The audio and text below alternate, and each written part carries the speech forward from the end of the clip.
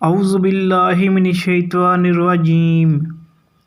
میں اللہ کی پناہ لیتا ہوں شیطان مردود سے۔ بسم اللہ الرحمن الرحیم۔ اللہ کے نام سے شروع کرتا ہوں جو بڑا مہربان نہایت رحم والا ہے۔ آج کی ویڈیو میں ہم سورۃ البقرہ کی آیت 73 تا 84 کا ترجمہ و تفسیر بیان کریں گے۔ بسم اللہ الرحمن الرحیم۔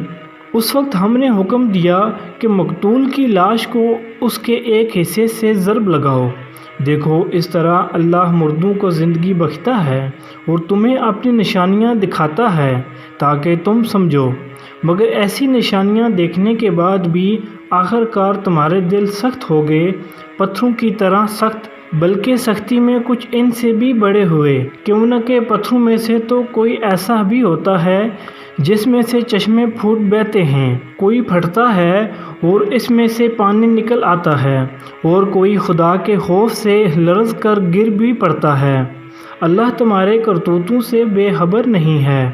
اے مسلمانوں، اب کیا ان لوگوں سے تم یہ توقع رکھتے ہو کہ یہ تمہاری دعوت پر ایمان لے آئیں گے؟ حالانکہ ان میں سے ایک گروہ کا شیوہ یہ رہا ہے کہ اللہ کا کلام سنا اور پھر خوب سمجھ بوجھ کر دانستہ اس میں تعریف کی۔ محمد رسول اللہ صلی اللہ علیہ وسلم پر ایمان لانے والوں سے ملتے ہیں تو کہتے ہیں کہ ہم بھی انہیں مانتے ہیں، اور جب آپس میں ایک دوسرے سے تخلیے کی بات چیت ہوتی ہے تو کہتے ہیں کہ بے وقوف ہو گئے ہو، ان لوگوں کو وہ باتیں بتاتے ہو جو اللہ نے تم پر کھولی ہیں، تاکہ تمہارے رب کے پاس تمہارے مقابلے میں انہیں حجت میں پیش کریں۔ اور کیا یہ جانتے نہیں ہیں کہ جو کچھ یہ چھپاتے ہیں اور جو کچھ ظاہر کرتے ہیں، اللہ کو سب باتوں کی خبر ہے۔ ان میں ایک دوسرا گروہ امیوں کا ہے جو کتاب کا تو علم رکھتے نہیں، بس اپنی بے بنیاد امیدوں اور آزمائشوں کو لیے بیٹھے ہیں اور محض وہم و گمان پر چلے جا رہے ہیں۔ پس ہلاکت اور تباہی ہے ان لوگوں کے لیے جو اپنے ہاتھوں سے شرع کا نوشتہ لکھتے ہیں، پھر لوگوں سے کہتے ہیں کہ یہ اللہ کے پاس سے آیا ہوا ہے تاکہ اس کے معاوضے میں تھوڑا سا فائدہ حاصل کر لیں۔ ان کے ہاتھوں کا یہ لکھا بھی ان کے لیے تباہی کا سامان ہے، اور ان کی یہ کمائی بھی ان کے لیے موجب ہلاکت، اور کہتے ہیں کہ دوزخ کی آگ ہمیں ہرگز چھونے والی نہیں، الا یہ کہ چند روز کی سزا مل جائے تو مل جائے۔ ان سے پوچھو کیا تم نے اللہ سے کوئی عہد لے لیا ہے جس کی خلاف ورزی وہ نہیں کر سکتا؟ یا بات یہ ہے کہ تم اللہ کے ذمہ ڈال کر ایسی باتیں کہہ دیتے ہو جن کے متعلق تمہیں علم نہیں ہے کہ اس نے ان کا ذمہ لیا ہے؟ آخر تمہیں دوزخ کی آگ کیوں نہ چھوئے گی؟ جو بھی بدی کمائے گا اور اپنی خطا کاری کے چکر میں پڑا رہے گا وہ دوزخی ہے، اور دوزخی میں وہ ہمیشہ رہے گا، اور جو لوگ ایمان لائیں گے اور نیک عمل کریں گے وہی جنتی ہیں، اور جنت میں وہ ہمیشہ رہیں گے۔ یاد کرو اسرائیل کی اولاد سے ہم نے پختہ عہد لیا تھا کہ اللہ کے سوا کسی کی عبادت نہ کرنا، ماں باپ کے ساتھ، رشتہ داروں کے ساتھ، یتیموں اور مسکینوں کے ساتھ نیک سلوک کرنا، لوگوں سے بھلی بات کہنا، نماز قائم کرنا اور زکوٰۃ دینا، مگر تھوڑے آدمیوں کے سوا تم سب اس عہد سے پھر گئے اور اب تک پھرے ہوئے ہو۔ پھر ذرا یاد کرو ہم نے تم سے مضبوط عہد لیا تھا کہ آپس میں ایک دوسرے کا خون نہ بہانا اور نہ ایک دوسرے کو گھر سے بے گھر کرنا۔ تم نے اس کا اقرار کیا تھا، تم خود اس پر گواہ ہو۔ یہ تھا سورۃ البقرہ کے 9ویں رکوع کا ترجمہ۔ اب سورۃ البقرہ کی آیت 73 تا 84 کی تفسیر۔ اس مقام پر یہ بات تو بالکل صریح معلوم ہوتی ہے کہ مقتول کے اندر دوبارہ اتنی دیر کے لیے جان ڈالی گئی کہ وہ قاتل کا پتہ بتا دے، لیکن اس غرض کے لیے جو تدبیر بتائی گئی تھی، یعنی لاش کو اس کے ایک حصے سے ضرب لگاؤ، اس کے الفاظ میں کچھ ابہام محسوس ہوتا ہے، تاہم اس کا قریب ترین مفہوم وہی ہے جو قدیم مفسرین نے بیان کیا ہے، یعنی یہ کہ اوپر جس گائے کے ذبح کرنے کا حکم دیا گیا تھا اسی کے گوشت سے مقتول کی لاش پر ضرب لگانے کا حکم ہوا۔ اس طرح گویا بے کرشمہ دو کار ہوئے، ایک یہ کہ اللہ کی قدرت کا ایک نشان انہیں دکھایا گیا، دوسرے یہ کہ گائے کی عظمت و تقدس اور اس کی معبودیت پر بھی ایک کاری ضرب لگی کہ اس نام نہاد معبود کے پاس اگر کچھ بھی طاقت ہوتی تو اسے ذبح کرنے سے ایک آفت برپا ہو جانی چاہیے تھی، نہ کہ اس کا ذبح ہونا الٹا مفید ثابت ہو۔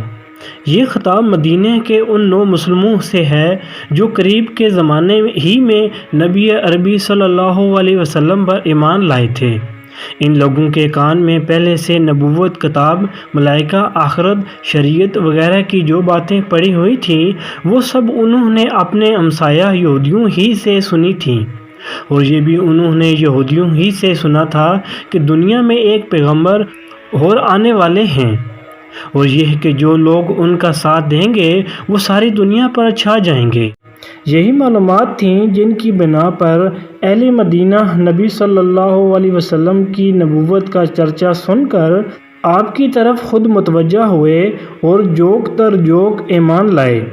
اب وہ متوقع تھے کہ جو لوگ پہلے ہی سے انبیاء اور کتب آسمانی کے پیرو ہیں اور جن کی دی ہوئی خبروں کی بدولت ہی ہم کو نعمت ایمان میسر ہوئی ہے، وہ ضرور ہمارا ساتھ دیں گے، بلکہ اس راہ میں پیش ہوں گے۔ چنانچہ یہی توقعات لے کر یہ پرجوش 9 مسلم اپنے یہودی دوستوں اور ہمسایوں کے پاس جاتے تھے اور ان کو اسلام کی دعوت دیتے تھے۔ پھر جب وہ اس دعوت کا جواب انکار سے دیتے تو منافقین اور مخالفین اسلام اس سے یہ استدلال کرتے تھے کہ معاملہ کچھ مشتبہ ہی معلوم ہوتا ہے، ورنہ اگر یہ واقعی نبی ہوتے تو آخر کیسے ممکن تھا کہ اہل کتاب کے علماء اور مشائخ اور مقدس بزرگ جانتے بوجھتے ایمان لانے سے منہ موڑتے اور خواہ مخواہ اپنی عاقبت خراب کر لیتے۔ اس بنا پر بنی اسرائیل کی تاریخی سرگزشت بیان کرنے کے بعد اب ان سادہ دل مسلمانوں سے کہا جا رہا ہے کہ جن لوگوں کی سابق روایات یہ کچھ رہی ہیں ان سے تم کچھ بہت زیادہ لمبی چوڑی توقعات نہ رکھو، ورنہ جب ان کے پتھر دلوں سے تمہاری دعوت حق ٹھکرا کر واپس آئے گی تو دل شکستہ ہو جاؤ گے۔ یہ لوگ تو صدیوں کے بگڑے ہوئے ہیں، اللہ کی جن آیات کو سن کر تم پر لرزہ طاری ہو جاتا ہے، انہی سے کھیلتے ہو تمسخر کرتے ان کی نسلیں بیت گئی ہیں۔ دین حق کو مسخ کر کے یہ اپنی خواہشات کے مطابق ڈال چکے ہیں اور اسی مسخ شدہ دین سے یہ نجات کی امیدیں باندھے بیٹھے ہیں۔ ان سے یہ توقع رکھنا فضول ہے کہ حق کی آواز بلند ہوتے ہی یہ ہر طرف سے دوڑے چلے آئیں گے۔ ایک گروہ سے مراد ان کے علماء اور عاملین شریعت ہیں۔ کلام اللہ سے مراد تورات، زبور اور وہ دوسری کتابیں ہیں جو ان لوگوں کو ان کے انبیاء کے ذریعے سے پہنچیں۔ تحریف کا مطلب یہ ہے کہ یہ بات کو اصل معنی و مفہوم سے پھیر کر اپنے خواہش کے مطابق کچھ دوسرے معنی پہنا دینا جو قائل کے منشا کے خلاف ہوں۔ نیز الفاظ میں تغییر و تبدیل کرنے کو بھی تحریف کہتے ہیں۔ علماء بنی اسرائیل نے یہ دونوں طرح کی تحریفیں کلام الہی میں کی ہیں، یعنی وہ آپس میں ایک دوسرے سے کہتے تھے کہ تورات اور دیگر کتب آسمانی میں جو پیشین گوئیاں اس نبی کے متعلق موجود ہیں یا جو آیات اور تعلیمات ہماری مقدس کتابوں میں ایسی ملتی ہیں جن سے ہماری موجودہ روش پر گرفت ہو سکتی ہے، انہیں مسلمانوں کے سامنے بیان نہ کرو، ورنہ یہ تمہارے رب کے سامنے ان کو تمہارے خلاف حجت کے طور پر پیش کریں گے۔ یہ تھا اللہ کے متعلق ان ظالموں کے فساد عقیدہ کا حال۔ گویا وہ اپنے نزدیک یہ سمجھتے تھے کہ اگر دنیا میں وہ اپنی تعریفات اور اپنی حق پوشی کو چھپا لیں گے تو آخرت میں ان پر مقدمہ نہ چل سکے گا۔ اسی لیے بعد کے جملہ مترجمہ میں ان کو تنبیہ کی گئی ہے کہ کیا تم اللہ کو بے خبر سمجھتے ہو؟ یہ ان کے عوام کا حال تھا، علم کتاب سے کورے تھے، کچھ نہ جانتے تھے کہ اللہ نے اپنی کتاب میں دین کے کیا اصول بتائے ہیں، اخلاق اور شرع کے کیا قواعد سکھائے ہیں، وہ انسان کی فلاح و خسران کا مدار کن چیزوں پر رکھا ہے۔ اس علم کے بغیر وہ اپنے مفروضات اور اپنی خواہشات کے مطابق گھڑی ہوئی باتوں کو دین سمجھے بیٹھے تھے اور جھوٹی توقعات پر جی رہے تھے۔ یہ ان کے علماء کے متعلق ارشاد ہو رہا ہے۔ ان لوگوں نے صرف اتنا ہی نہیں کیا کہ کلام الہی کے معنی کو اپنی خواہشات کے مطابق بدلا ہو، بلکہ یہ بھی کیا کہ بائبل میں اپنی تفسیروں کو، اپنی قومی تاریخ کو، اپنے اوہام اور قیاسات کو، اس علم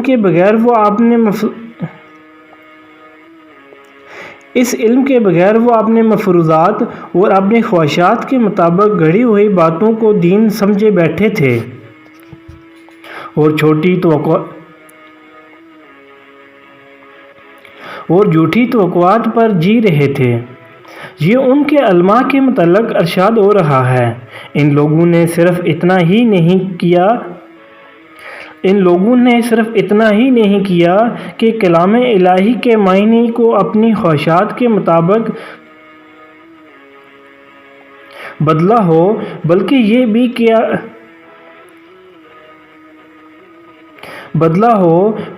بھی کیا کہ بائبل میں اپنی تفسیروں کو، اپنی قومی تاریخ کو،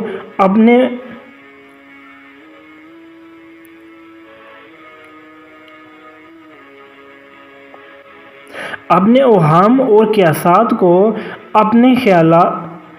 اپنے خیالی فلسفوں کو اور اپنے اجتہاد سے واضح کیے ہوئے فقہی قوانین کو کلام الہی کے ساتھ خلط ملط کر دیا، اور یہ ساری چیزیں لوگوں کے سامنے اس حیثیت سے پیش کیں کہ گویا یہ سب اللہ ہی کی طرف سے آئی ہوئی ہیں۔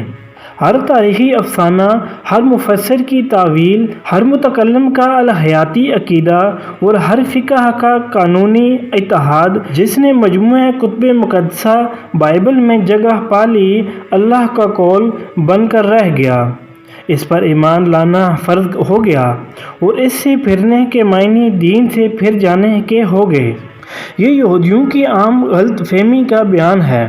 جس میں ان کے عامی اور عالم سب مبتلا تھے۔ وہ سمجھتے تھے کہ ہم خواہ کچھ کریں، بہرحال چونکہ ہم یہودی ہیں لہذا جہنم کی آگ ہم پر حرام ہے، اور بالفرض اگر ہم کو سزا دی بھی گئی تو بس چند روز کے لیے وہاں بھیجے جائیں گے اور پھر سیدھے جنت کی طرف پلٹا دیے جائیں گے۔ یہ تھا سورۃ البقرہ کے 9ویں رکوع کا ترجمہ و تفسیر۔